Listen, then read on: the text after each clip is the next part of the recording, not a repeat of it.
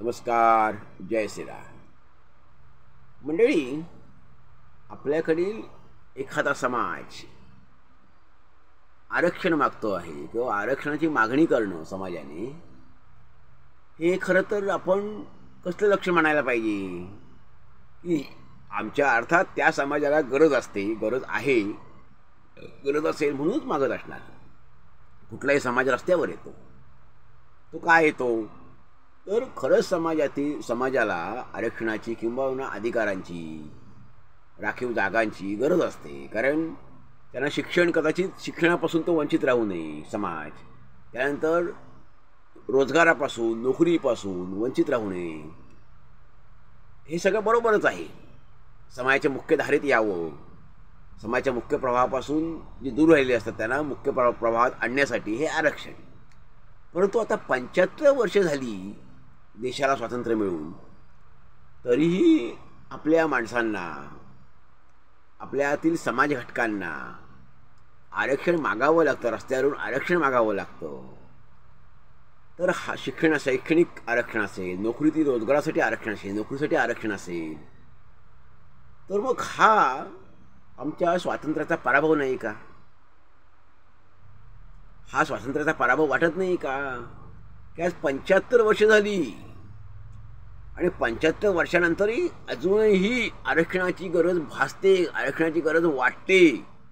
असं का वाटावं? आम्ही स्वावलंबी का झालो नाही, सक्षम का होऊ शकलो नाही? हा पराभव कोणाचा आहे? हा स्वातंत्र्याचा पराभव म्हणण्यापेक्षाही स्वातंत्र्यानंतर जे राज्यकर्ते निर्माण झाले त्या आमच्या राज्यकर्त्यांचा पराभव म्हणावा का? राजकारण्यांचा पराभव म्हणावा का? मोठमोठे नेते, मोठमोठे राज्यकर्ते देशात होऊन गेले. मग हे सगळं नंतरच्या काळात अशा समस्या उद्भवतील, मग त्याची पायाभरणी आपण करायला हवी की कोणती शैक्षणिक असेल, रोजगाराची असेल, नोकरीची असेल, आरक्षणाची गरज पडणार नाही, रस्त्यावरून आरक्षण मागावं लागणार नाही, हक्कांसाठी हक्क मागावे लागणार नाही. अशी तरतूद किंवा अशी व्यवस्था किंवा अशी पायाभरणी, अशी राष्ट्र उभारणी ही आमचे राज्यकर्ते स्वातंत्र्यानंतर का करू शकले नाहीत? नेमकं ते कुठे कमी पडले की त्यांना ह्याचा अंदाज आला नाही? नक्की आपण काय म्हणायचं की जसं लोकसंख्या वाढत जाईल किंवा काळ होत जाईल, ह्या सगळ्यात काळ जाईल, ह्या सगळ्यात काळाप्रमाणे समस्या वाढत जातात. हे खरं आहे. लोकसंख्या वाढेल, काळ जसं जातो त्याप्रमाणे समस्या गुंते वाढत जातात, हे खरं आहे. पण तरीही आम्ही स्वावलंबी झालो नाही, सक्षम झालो नाही, हे मात्र नक्की आहे. आम्ही कमी पडतो, आमचे राज्यकर्ते कमी पडले, हे खरं आहे. स्वातंत्र्याकडून स्वावलंबनाकडे अशी त्यावेळेला गांधीजींची घोषणा होती, स्वराज्यातून सुराज्याकडे. मग सुराज्य म्हणजे काय? हे सुराज्य की कुणालाही कोणत्याही गोष्टीची तोशिष पडणार नाही, कमतरता भासणार नाही. अन्न, वस्त्र, निवारा, रोजगार, या सगळ्याच गोष्टी ज्या आहेत, ह्या सगळ्या गोष्टींमध्ये जनतेला कुठेही कमतरता भासणार नाही, प्रजेला कमतरता भासणार नाही, याची तरतूद राज्यकर्त्यांनी करायची आहे. म्हणून गांधीजींनी घोषणा दिली, स्वातंत्र्य मिळाल्यानंतर स्वराज्य आता मिळालं, पण आता स्वराज्यातून जायचं आपल्याला सुराज्याकडे. त्यासाठी स्वावलंबन म्हणून स्वातंत्र्याकडून स्वावलंबनाकडे. जर आम्ही स्वावलंबीत जर झालो, स्वावलंबी झाल्यावर स्वराज्य आपोआप येणार आहे आणि मग स्वराज्यातील फळं ही सर्वांनाच उपभोगायला मिळणार आहेत. ते अगदी शेवटच्या म्हणजे गल्लीतील, बोळातील, गावातील माणसालाही ती फळं चाखायला मिळणार आहे. स्वातंत्र्याचे लाभ, स्वराज्याचे लाभ हे सर्वांना मिळणार आहेत. पण ते कधी मिळतील? जेव्हा आम्ही स्वावलंबी होऊ तेव्हा. मग आम्ही स्वावलंबी होण्या दिशेने पावलं कुठपर्यंत टाकली, कशी टाकली, किती टाकली? की आम्ही परक्यांवर अवलंबून राहिलो कायम? नोकरीच्या आम्हाला ज्या नोकरीची, रोजगाराची कमतरता भासते आहे, ती का भासते आहे? शैक्षणिक आरक्षण मागावं लागत आहे, ते का मागावं लागत आहे, कुठे कोण कमी पडलं,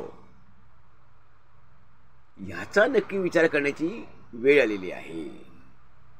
आणि आमच्या समाजातील उपेक्षितांना, आमच्या समाजातील प्रस्थापित आहेत, त्यांनी आधार द्यायला हवा. एकमेका सहाय्य करू आणि सहकाराचा आम्ही आदर्श जगापुढे ठेवलेला आहे. मग आमच्याच माणसांना आम्ही सहकाराचा हात हा देणार नाही का?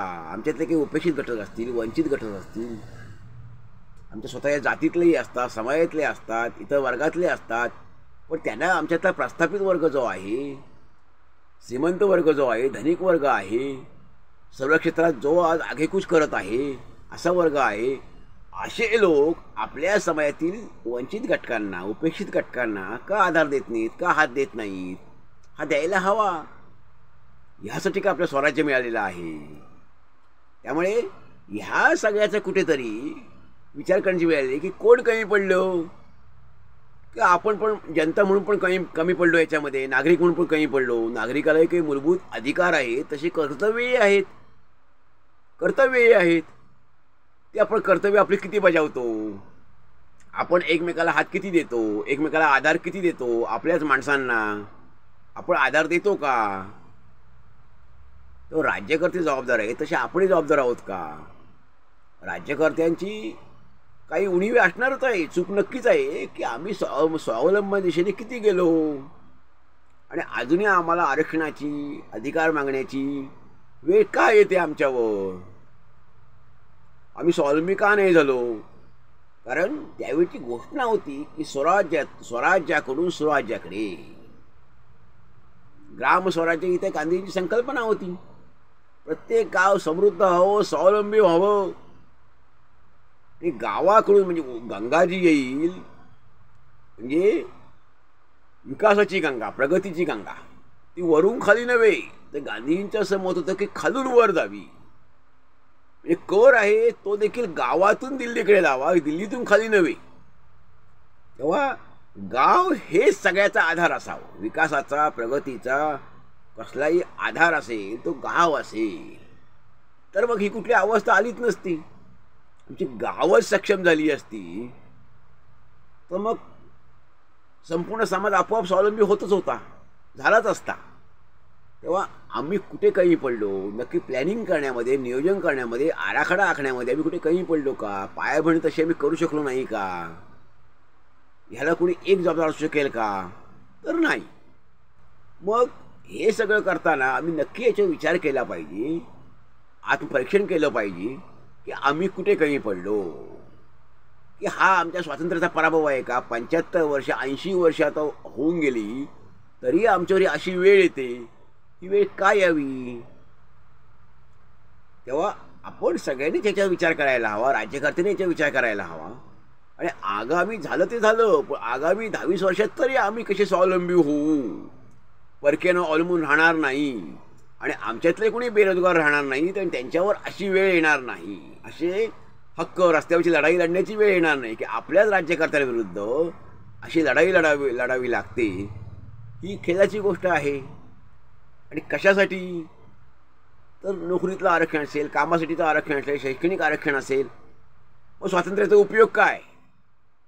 त्यामुळे ह्या सगळ्यावर सर्वांनीच विचार करण्याची गरज आहे. राजकारणातल्या, समाजकारणातल्या, अर्थकारणातल्या सगळ्या धुरीणांनी, वरिष्ठांनी याच्यावर विचार करण्याची गरज आहे. सगळ्यांना स्वातंत्र्याने अधिकार दिले, तसे कर्तव्यही काही दिलेली आहे. आणि कर्तव्याची जाणीव होणं, नागरिकांसह सर्वांनाच कर्तव्याची जाणीव होणं हे पण गरजेचं आहे, हेही महत्त्वाचं आहे. एकमेकांनी आधार देणं, मदतीचा हात देणं, प्रस्थापितांनी उपेक्षितांना हात देणं, मदतीचा हात देणं हे गरजेचं आहे. त्या मंडळी, तर आपल्याला काय वाटतं, नक्की कोण कमी पडलं? नियोजन करण्यात आम्ही कमी पडलो का? हा आमच्या स्वातंत्र्याचा पराभव आहे का? नक्की काय म्हणायचं? आम्ही स्वातंत्र्याकडून स्वावलंबनाकडे का नाही जाऊ शकलो? एवढ्या वर्षात ही आमच्या वेळ का येते? अजूनही अशी वेळ का येते? आमच्या तर प्रस्थापित वर्ग उपेक्षितांना हात का देत नाही? आपल्यावर काय मत आहे? आपण जरूर ऐकूया द्यावा. धन्यवाद. जय हिंद, जय भारत.